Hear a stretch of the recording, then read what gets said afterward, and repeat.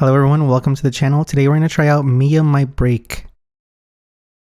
I played a Vein Sane visual novel. I think I played two a while back. I like the atmosphere in their games.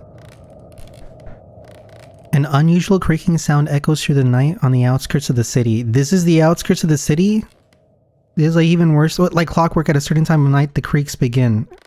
Also, I can't dawdle because the rumors about the origin of the sound point to a small house at the end of a quiet street. The house of the former prodigy known as Miya.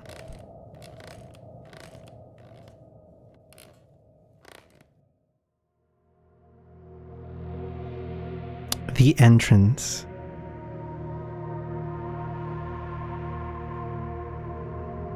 Perform the ritual. Well, before I do that, let me kind of do my setup here.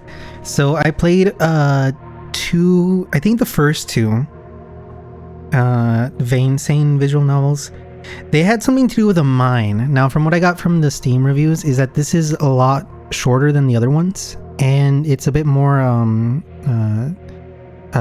it's not part of the mine stories, from what I could tell.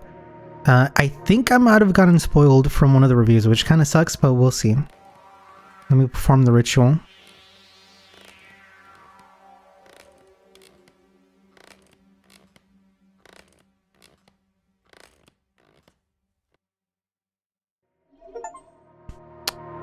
Miya feels a strange sensation rush throughout her body.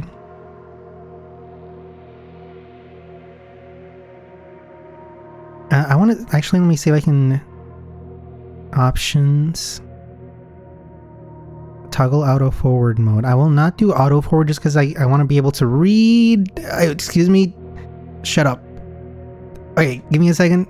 I think I made auto forward toggled.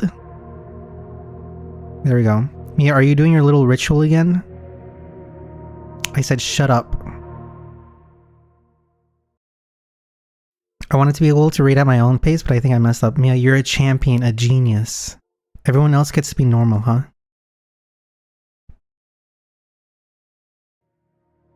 Miya, you're doing it again. Shut up. You remind me of a special someone. Don't.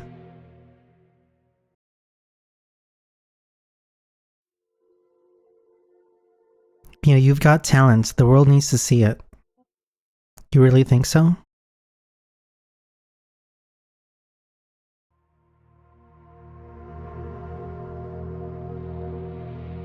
Okay, let's continue performing the ritual.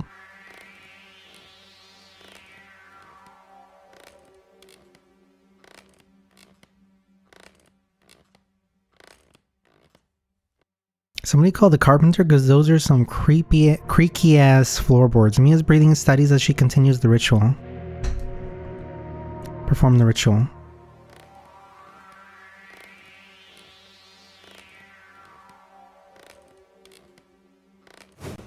Oh. Shut up, I can't sleep. Shut up, Miya. I can't fucking sleep. Miya freezes mid-step. Miya's chest tightens. Her breathing becomes shallower. She can't think. Miya takes a deep breath and focuses on her lips. Sorry, I'll stop. Thank you, Miya. I appreciate it. On the other side of the wall, a rustling sound. Someone is listening. Do you think that's your friend? I don't know what you're talking about. Mopa's questions and Rasu's behavior make Miya feel overwhelmed. Miya's had enough. She decides to go back upstairs. She goes to her room and shuts the blinds. The house settles for now. Maybe you need the floors to be all creaky to do the ritual? Morning light slips through the curtains as Miya lies asleep. I'm getting lots of achievements for this. Miya had trouble falling asleep because she felt her room looked unfamiliar. A strange sensation she keeps experiencing more and more often. Miya suddenly jolts awake. Miya's heart is racing. She feels as though she's about to lose her mind. Luna? Luna? Miya buries her face in her pillow. Now that Luna's gone, I guess I'll have to keep you company. Who are you? Mopa! I'm here so you don't feel lonely without Luna, and more importantly, to make you follow what Luna told you. Luna would have wanted you to succeed. Yeah, but she's gone, and you're not Luna. I mean, what are you? You're not even human. I'm Mopa. Triggered by the memory, Miya begins tapping her fingers as she remains in bed. The rhythm of the tapping sounds oddly similar to the creaking sounds she made earlier. Mia's body starts to relax. Suddenly, someone knocks on Mia's bedroom door. Assuming it's Rasu, Miya quickly lifts her head from the pillow and heads to the door. Get on the ground!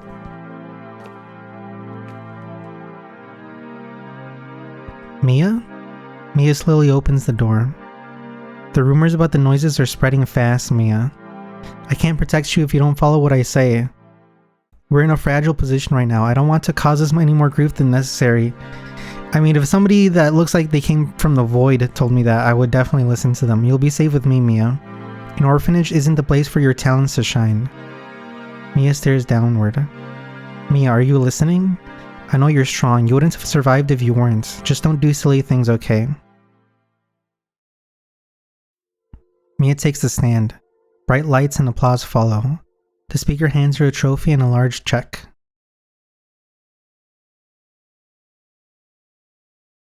If only winning were as easy as it used to be.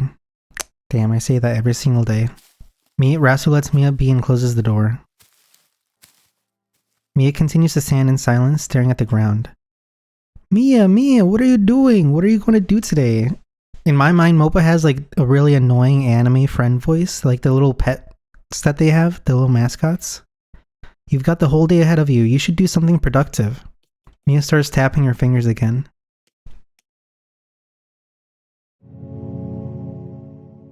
The backyard begins. Miya suddenly finds herself in the backyard, aimlessly walking. Why am I here? I was just in the bedroom. What do you mean, Miya? You just walked down from the bedroom and stared at the plants. I don't remember that. Don't worry, Miya. You're just stressed. It's normal to have memory blanks when you're stressed. It's not normal to be that stressed. Okay. Oh god.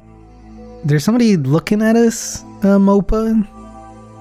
Miya suddenly notices someone staring at her in the distance. She sees Saru, the neighbor, gesturing for her to come toward him. Just like when Rasu knocked on her door, Miya feels compelled to obey Saru. Is there an option to not approach Saru? Saru danger? Stranger danger?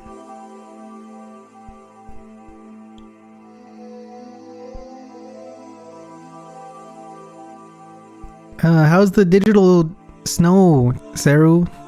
Same as it ever was. Miya slowly and cautiously walked towards Saru. Miya notices that Saru looks different depending on how far away she is from him. His appearance also seems to change depending on the angle at which she looks at him. Miya, that is not your neighbor. That is a alien. Saru hands Miya an energy drink. It's pink and popular among young girls. It's unopened and sealed, so it's safe. Miya stares blankly at Saru. Okay. So, did you know that, Miya just stares. It's supposed to rain later today. This month has been the rainiest in the past 6 years. That must mean this month is special, don't you think? Okay. Then she just leaves. Hey, get the fuck away from her. Miya, get away from that loser.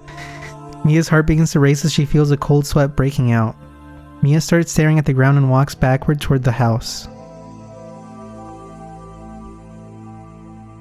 Get your fucking rain facts away from us, you freak. Miya. Look into my eyes, Miya. You are getting very sleepy, Miya. Miya's panic starts to ease once she gets close to the house. Miya, you shouldn't get so worked up. It's bad for your health. Yeah, thanks a fucking lot, Mopa. Like, I didn't know that. Do you think I want to be like this? Luna wouldn't want to see you suffer, you know? Good. If you stick around a loser like him, you'll end up a loser yourself. Ignore him, Miya. Okay. And you'll end up with a lot more knowledge about the rain. Miya heads inside the house. She slowly walks up the stairs and goes into her room. She closes the door. The backyard remains silent.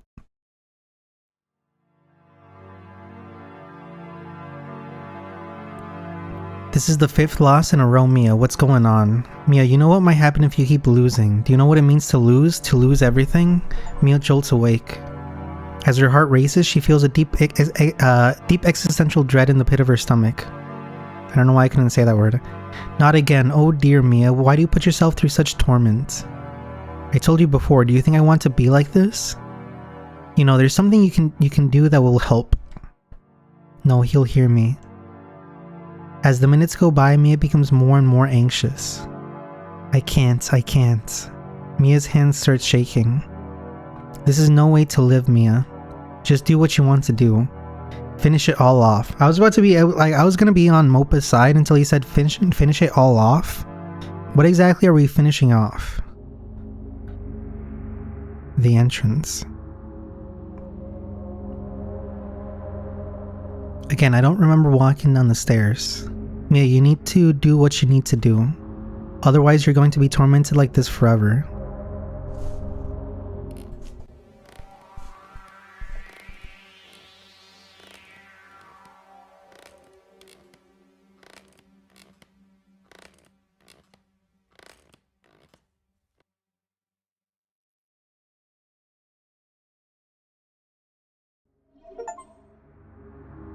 She stumbles for a moment. Fuck, I keep screwing it up. Remember what Luna told you. You can do it, Miya. Remember the power of friendship, Miya. You don't want to disappoint Luna, right? Miya looks up at the ceiling. Rasu might have heard me. What am I going to do? Sounds of static emanate throughout the house. Miya stares at the ground as she feels a wave of tension spread throughout the house. Mopa. Suddenly, violent stomping can be heard from upstairs. I can't continue, not like this. Miya, you have to push through. Oh shit. It isn't working like it used to. I'm not getting any fucking relief from this anymore. Miya begins to walk back up the stairs.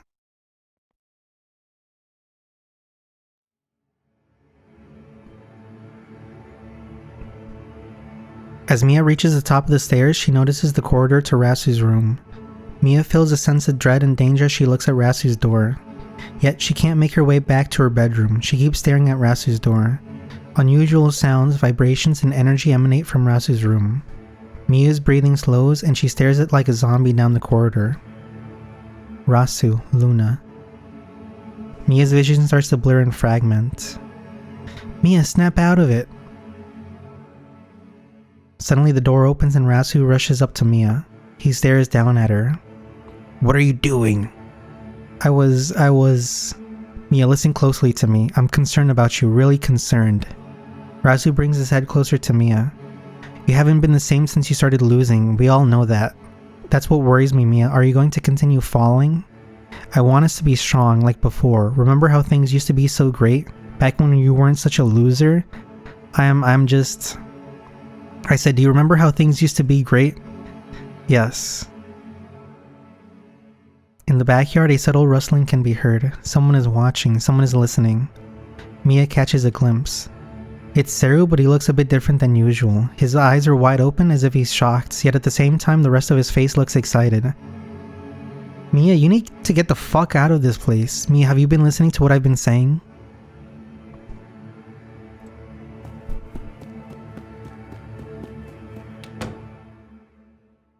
Overwhelmed by it all, Miya runs to the toilet, slamming and locking the door.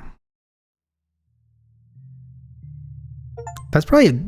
I was about to say, like, it might be better to run away, but Seru is outside, and I don't know if Seru is better than Rasu. Stuck in the toilet, Miya starts to feel the walls closing in on her.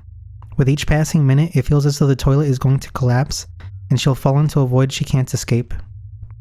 But she doesn't want to see Rasu again. There's a slow sound of pacing outside the bathroom door. Miya can feel Rasu's presence even though he's not saying anything. Suddenly the pacing stops. All that's left is silence. We can relax now, Miya. He's gone. However, the silence is deafening and painful to Miya. She's now left with her own thoughts, no distractions. Miya, it's not your fault. The losing streak, everything is not your fault.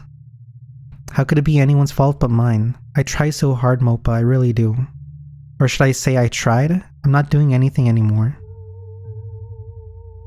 Mopa, is that your voice? You have a beautiful voice. If only Luna were... I know, Miya, we need to make a change. What you've been doing up until now is enduring, but you know what? Enduring is not enough. What do you mean? You need to commit, Miya. Commit what? Miya presses herself against the wall in despair. I need to commit. Exactly. Alright, I mean, what else do I have to lose? Every second is torment. I just want all this bullshit to stop. I can't even go into my room because I don't want to walk past that corridor again. Miya rests her entire body against the wall of the toilet.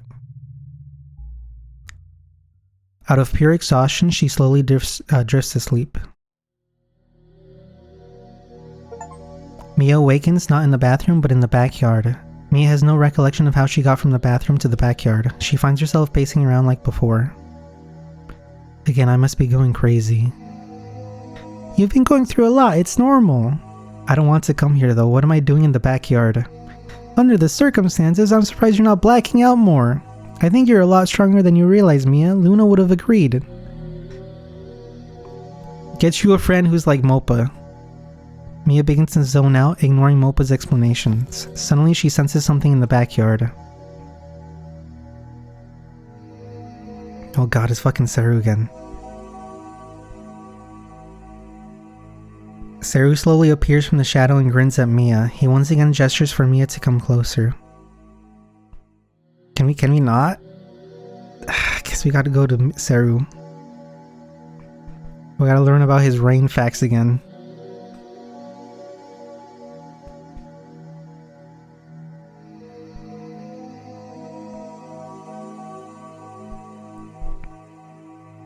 Just like before, Miya robotically obeys Saru's command. Don't you find this funny, Miya? Scared, Miya doesn't say a word.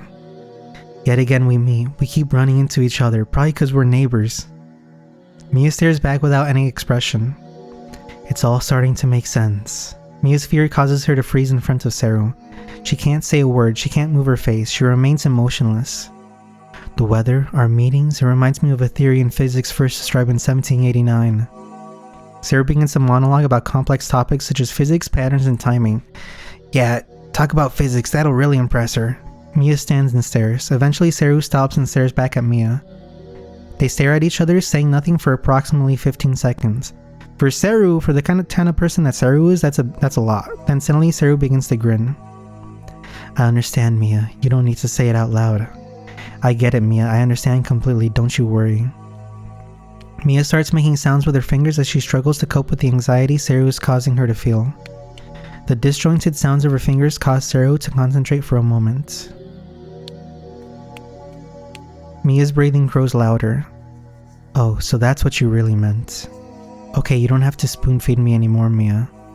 I know that things aren't going to be the same from now on, but I understand completely. Miya, what did you just Morse code to Saru? Saru turns around and walks away. See, Miya, if you don't commit completely, someone else will. Miya's hand stops moving. The backyard feels like it's closing in on Miya. We're in the dining room now. Miya finds herself in the middle of eating dinner with Rasu. Miya can't recollect what happened between now and her meeting with Saru. Look, it happened again. This is why I said you need to act or else someone else will have to take your place. Another day, another missed opportunity for you to change. Do you expect me to just accept this, Miya? Do you think this is a fitting reward for someone who's done so much for you? I never had to take you in. Miya just stares at the ground. Answer me. I'm sorry. Why are you talking like I'm a police officer? Has any of this conversation gone through to you? Suddenly, Miya notices a shadow pass by the dining room window. Someone was watching and listening to the entire conversation. I guess you've given up then, Miya. Is it all over for you? Rasu's lecturing slowly but surely chips away at what remains of Miya's mind. Miya starts to focus only on surviving the next few minutes. The whole room feels as if she's stuck in an aquarium and she can't breathe. Miya, can't you hear me, Miya?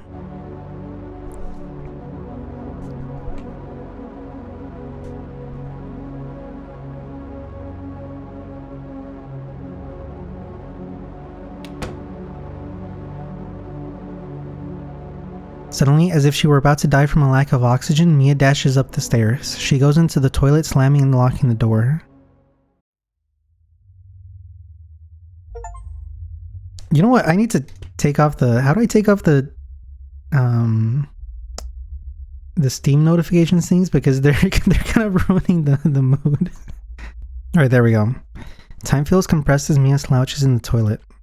Miya silently waits, kicking the ground every now and again. Miya, a huge part of your suffering is that you're doing everything alone. Someone has already been listening this entire time. Ugh, stop it. I don't want to think about that. He's already started, Miya. He's already taking action. He's committing, Miya. I just want some piss. Excuse me. I just want some peace. I'm so sorry. Is that such a big ask? Miya starts thinking about the implications of what Mopa has been telling her. Her hands begin to shake as she feels that something dreadful yet inevitable might be coming. Can't even think straight. I can't even remember what I did today. You don't have to think, Miya. You don't need to remember, Miya. You can just commit to letting it all happen. See, isn't that easy? Let me know in the comments if that's annoying enough or if I need to make it even more annoying, the voice. Miya feels a distorted, twisted energy build up inside of her stomach. It's an energy she doesn't think she can contain for much longer. I know that feeling, Miya. Wait until he's asleep. Miya falls to the floor and stares blankly at the door. Once again, she passes out from exhaustion. Miya wakes up a few hours later, noticing that it's the middle of the night. Remembering her conversation with Mopa, Miya makes her way down the stairs. Each step down the corridor feels heavy as Miya makes sure not to attract Rasu's attention. Suddenly, Miya notices footsteps, but they're coming from outside the house. It's not Rasu. It's happening, Miya. Miya's stomach tightens. Just as Miya reaches the entrance of the house, she hears a faint knock. The knock is coming from the wall by the entrance. As Miya draws closer, she hears Saru whispering from the other side. It's going to be over soon, Miya. All over. Atonement. Atonement with blood. The moment Saru mentions blood, Miya immediately jumps away from the wall. What's going to happen? Commitment! As the anxiety builds further, Miya starts moving her feet and hands to cope. Fear and angst explode within Miya's mind as she realizes both Saru and Rasu can hear her. Miya knows that going ahead with the ritual might lead to unintended consequences. You have to commit. Despite the distress, Miya decides to continue. Okay. Let's finish this fucking ritual.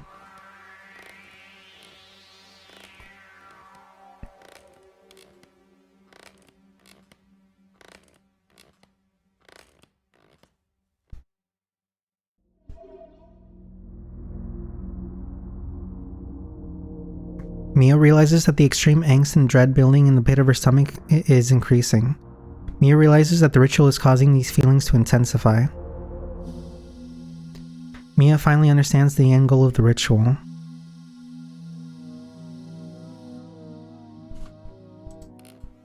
Is it catharsis or is it something else?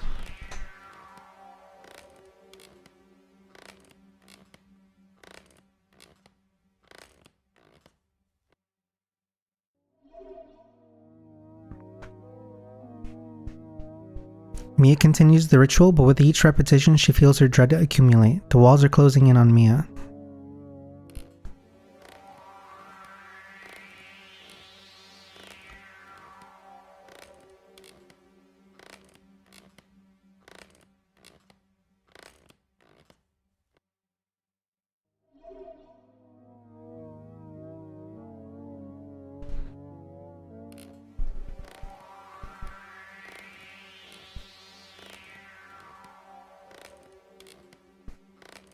Just a few things. So like Miya obviously seems to have some sort of like compulsive disorder.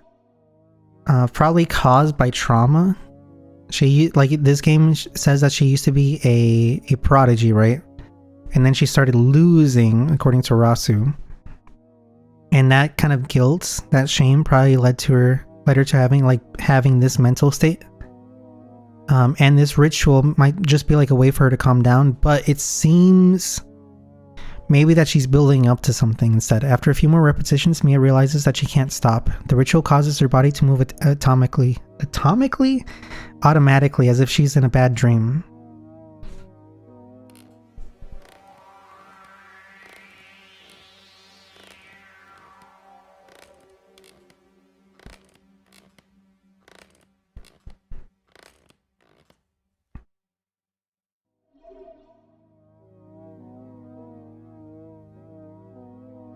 I can't stop. Why won't my body stop?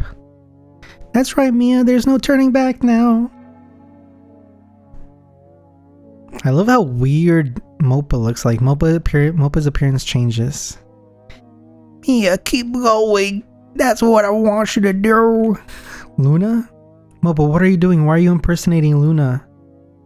Miya, keep going for me. Keep going. That doesn't sound like something Luna would say. Luna would never command me around like that. Mopa's form and speech become distorted as Miya prepares to continue the ritual.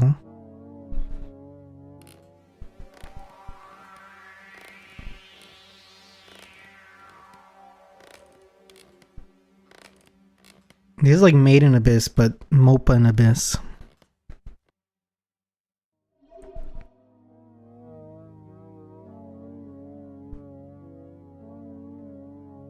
Image burn not found. No! No, no! More feelings of existential dread continue to build within Miya. Miya accepts that the ritual is merely accelerating her inevitable collapse. So this is how it's going to be, huh? As expected, extremely loud banging, stomping, and shouting echo from upstairs. Rasu was always going to act like this, regardless of whether I kept winning. It's just how he is.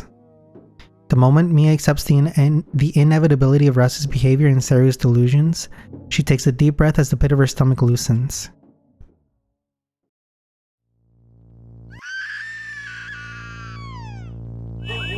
The scream rushes throughout the house and the entire neighborhood. Dogs bark, lights turn on, and footsteps can be heard running around.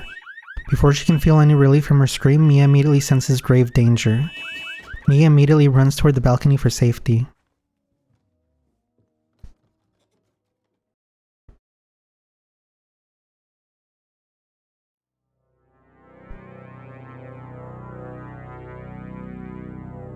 As adrenaline pumps through Miya's veins, she feels alive. Unlike the past months and years, Miya finally feels like she's living, that she's human. Snapped out of her dreamlike haze, Miya notices footsteps moving through the house in different directions. Is all of this inevitable?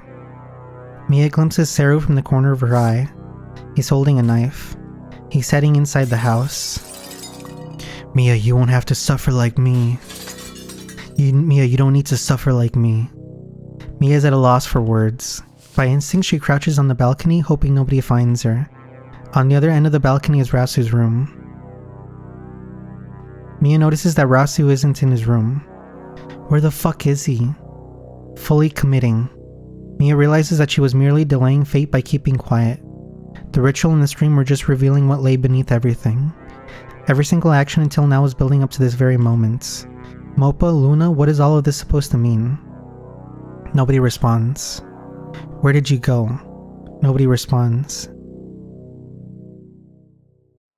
A chill runs up Miya's spine as she hears something on the staircase.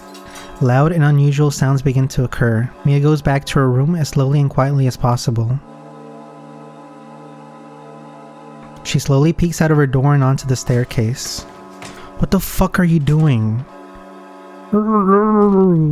Rasu desperately tries to take Seru's knife as they fight at the top of the staircase.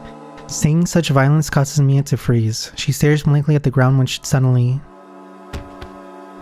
This is it, Miya. This is it, Miya. This is it, Miya. This is it, Miya. Mopa's new form flashes in front of Miya's eyes. This is it, Miya. This is it, Miya. This is it, Miya. What the fuck do you want from me? Seru and Rasu now notice Miya watching them. They continue to struggle against each other.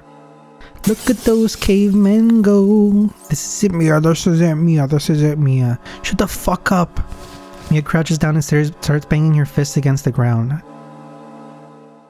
Miya has to decide what she wants to do next. Oop, let me save. Alright. What would Luna do? Let's kill Rasu.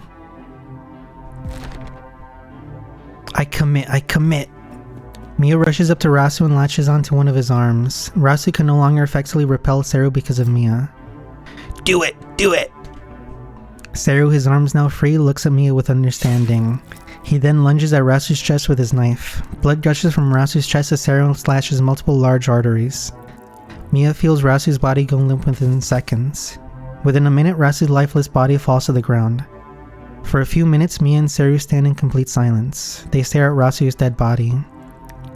I'll clean this up. Go away before people start wondering where you've been.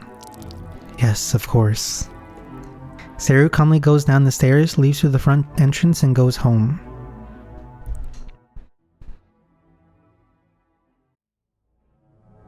I'm so proud of you. Uno would be proud of you. Miya walks down the stairs back to the entrance. Miya readies her feet and glances at Moppa. And now we can actually finish it without any inconvenience interruptions.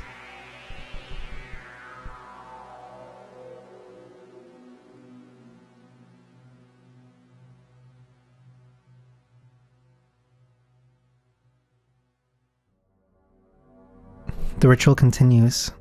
The end. Alright, let's look at what the other endings are.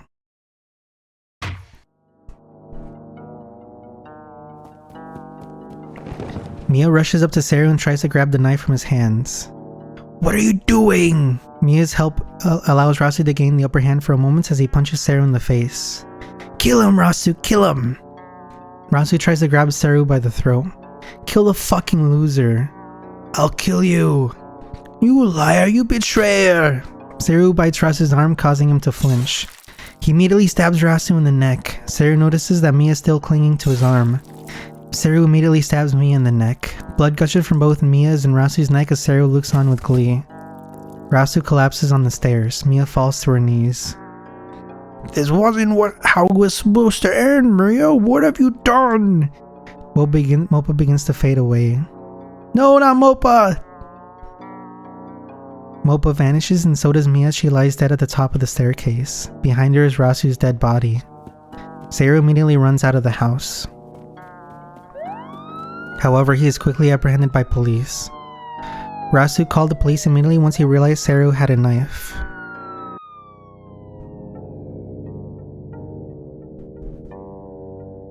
Seru is ultimately convicted of 2 counts of first-degree murder against Miya and Rasu. Seru is sentenced to death. After 15 years of court appeals, he is finally executed. Seru never reveals the truth behind his actions. Miya is buried next to Rasu in his family's grave. Rasu is remembered as a loving and caring stepfather to Miya. And the end.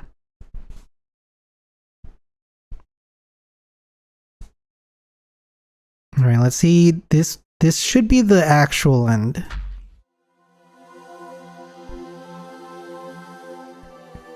Miya's face shifts from expressionless to concerned.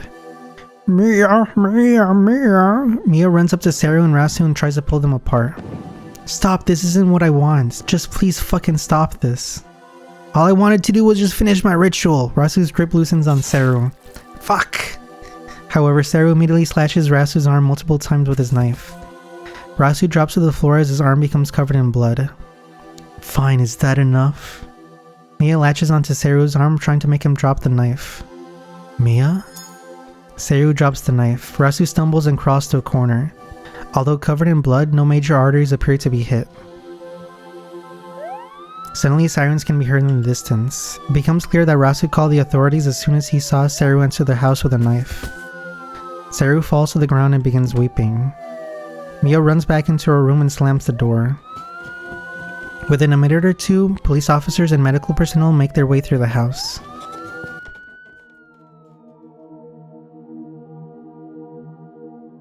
Saru is arrested. Rasu is taken to the hospital. Miya is taken to the police station so they can interview her about what happened. Ultimately, Saru is charged with attempted murder. Saru is sent to prison for 10 years. Through the interviews, Rasu's neglect and abuse become apparent. With the police assistance, Miya receives a government support package for disadvantaged youth. Miya ends up living in a small apartment on the outskirts of the city all alone. Mopa never reappears. No, not Mopa! Even though he is like an embodiment of her like guilt and bad feelings, Miya focuses on rebuilding and recalibrating after everything she's been through. The end. Wait, that's the end. That's it. That's the end. Well, they weren't lying about this being like a shorter version of the game or of the other games. So like obviously something bad happened with Miya where she had some sort of traumatic thing. Events happen. She used to be a prodigy. In what? We aren't told. Unless I missed something, you know, throughout my beautiful voice acting. So something happened. She became a loser according to Rasu. Saru was a neighbor that is a little obsessed with Miya. And he also is from the void, as is Rasu and Mopa. Like I said, this is a pretty shorter version of the Vainsane ones. I do plan on playing the other Vainsane ones, the Vainsane visual novels, because they seem interesting. They have good atmospheres. Now, like I said, this one was pretty short. Hopefully the other ones are a bit more substantial. But if you made it so far, I appreciate it. Remember to subscribe, leave comments, and I'll see you on the flip side. Bye.